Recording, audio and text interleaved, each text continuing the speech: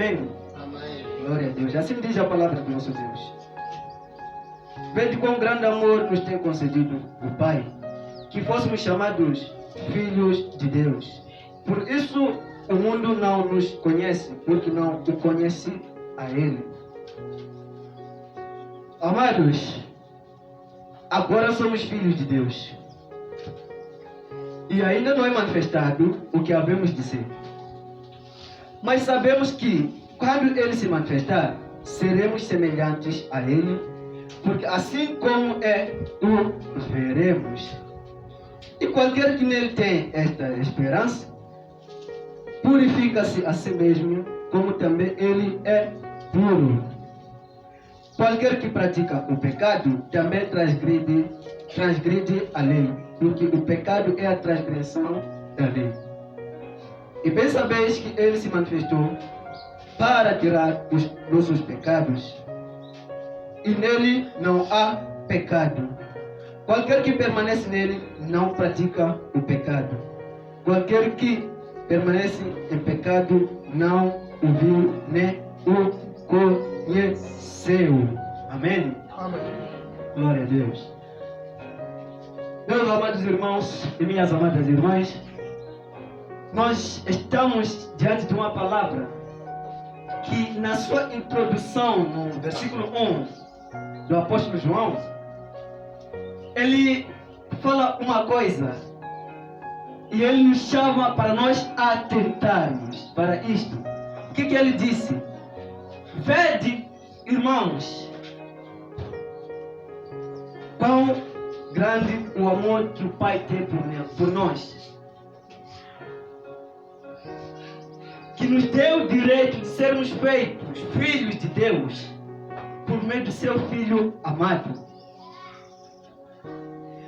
Por causa desse amor que Ele tem por nós, porque Ele nos ama e porque nós o amamos, o mundo nos atribula. O mundo nos lança com pedras. Por quê? Porque não conhece a Ele. O mundo nos assola porque não conhece a Ele. Mas no versículo 2, a palavra diz o seguinte: amados, agora nós somos filhos de Deus, mas ainda não é manifestado aquilo que nós já vemos de ser. Mas quando se manifestar, nós seremos semelhantes a Ele, porque assim como Ele é, nós o veremos. Nós precisamos entender uma coisa. Primeiro seremos semelhantes, quando Ele se manifestar, primeiro seremos semelhantes a Ele para que possamos o ver. Porque quem não for semelhante a Ele não poderá o ver. Aleluia. Amém. Só que aqui nós encontramos uma condição no este ser semelhante a Ele para podermos o ver. O que a palavra diz? E o que a palavra acrescenta dizer? E qualquer um que nele tem esta esperança de ser semelhante a Ele, qualquer um que tem esta esperança de o ver como Ele é quando vier, quando se manifestar, purifica-se a si mesmo, assim como Ele é puro. Por isso eu perguntei aqui: Pedro, tu me amas? Pedro, tu me amas? Pedro, tu me amas? E se tu me amas, guarda o seu corpo irrepreensível. Guarda a sua vida para agradar a Deus. Por isso a palavra diz: quando Ele se manifestar, nós seremos semelhantes a Ele. E assim como Ele é, o veremos. Eu quero repetir isto aqui. Não o veremos primeiro para sermos semelhantes a Ele. Não. Primeiro seremos semelhantes a Ele. E depois ser semelhantes a Ele, é daí que o veremos. Vamos levar por mais outro caminho para vocês entenderem isso. Primeiro seremos transformados em um corpo glorificado para podermos ver a Ele quando Ele se manifestar. Mas seu corpo glorificado, desta vez quando Ele vê, nós não poderemos o ver. Porque a palavra diz: sem santidade ninguém verá a Deus. sem santidade ninguém verá a Deus. Aqueles que estão em pecado não poderão o ver quando Ele se manifestar. Mas aqueles que estão em santidade, aqueles que andam na pureza, aqueles que lavam as suas vestes no sangue do Cordeiro, serão semelhantes a Ele. E assim como Ele é, o verão. Aleluia. É por isso a palavra diz que quando Ele vier, o mundo se lamentará por Ele. E até mesmo aqueles que o traspassaram reconhecerão que Ele é o Senhor. Então nós temos uma exortação esta manhã. Para que nós o vejamos, ou seja, para que nós sejamos semelhantes a Ele e vejamos como Ele é necessário uma purificação. É necessário um arrependimento. É necessário uma mudança de vida. É necessário um posicionamento no corpo de Cristo. Aleluia. Amém. É necessário que larguemos todo o embaraço. É necessário que deixemos de olhar para o mundo. É necessário que fujamos do pecado, para que, assim como Ele é, nós possamos o ver. Porque a palavra vai em frente dizendo: qualquer que pratica o pecado também transgride a lei, porque o pecado é a transgressão da lei. E bem sabeis que Ele se manifestou para tirar os nossos pecados, porque nele não há pecado. A palavra diz que em tudo Ele foi tentado, em tudo Ele foi experimentado, em tudo Ele sofreu, mas nem com isso Ele achou oportunidade de pecar. Fui afligido, fui acusado de ser filho do diabo, mas mesmo assim Ele não se revoltou. Ele manteve o seu firme ministério até o fim. Então, se Ele fez isso, convém que nós também façamos o mesmo. A palavra diz que andai como Cristo andou. Algo muito profundo. Sabe, nós quando ouvimos essa palavra, só pensamos no andar de Cristo somente em santidade. Sim, isso é bom pensar. Mas tem outro andar que às vezes nem sempre somos revelados. E qual é esse andar que a igreja me perguntaria neste momento? Andai como Ele andou. Vocês precisam saber, Cristo sofreu, era o seu andar.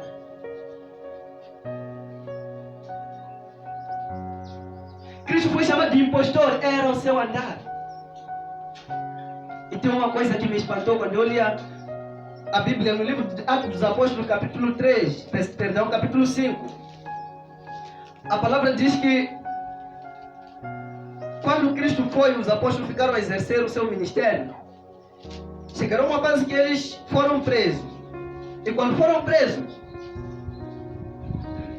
pela noite o anjo do Senhor veio os tirar da prisão. E foram de novo pregar. Mas quando foram pregar, foram levados de novo. Só que quando eles levaram de novo, não os levaram em violência. Lhes trouxeram em paz. Mas após terem lhes trazido em paz, lhes açoitaram. E quando lhes açoitaram, a palavra diz o quê? Depois de terem açoitado, retiraram-se da presença do conselho. Atos dos Apóstolos, capítulo 5, versículo 41. Retiraram-se, pois, da presença do conselho, regozijando-se de terem sido julgados dignos de padecer afronta em nome de Cristo. E todos os dias, no templo e nas casas, não cessavam de ensinar e de anunciar a Jesus Cristo. Aleluia. Amém. Andaram como Cristo andou. Sofreram como Cristo sofreu. Foram crucificados como Cristo foi crucificado. Foram chicoteados como Cristo foi chicoteado. Andai como Cristo andou.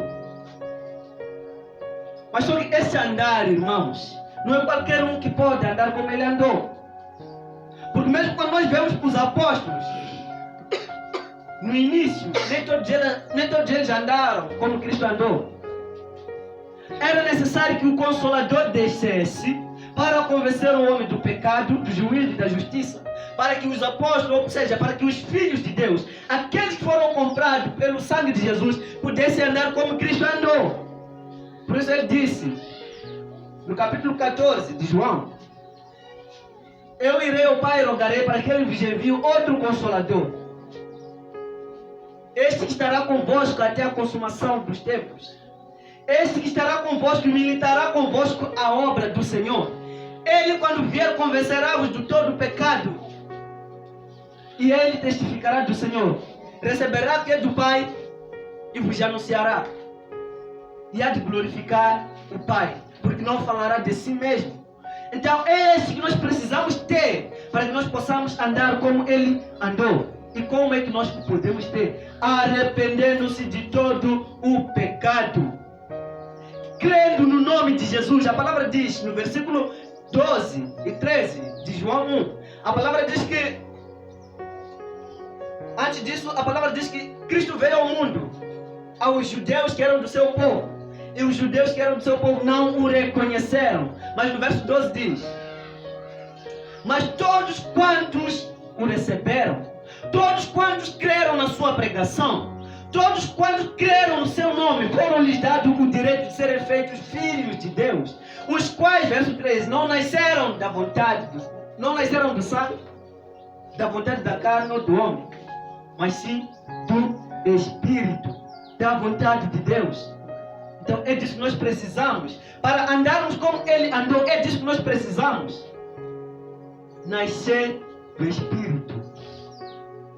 Já fomos lavados pelo sangue dele. Se é que cremos, se é que não cremos em vão, já fomos lavados no seu sangue.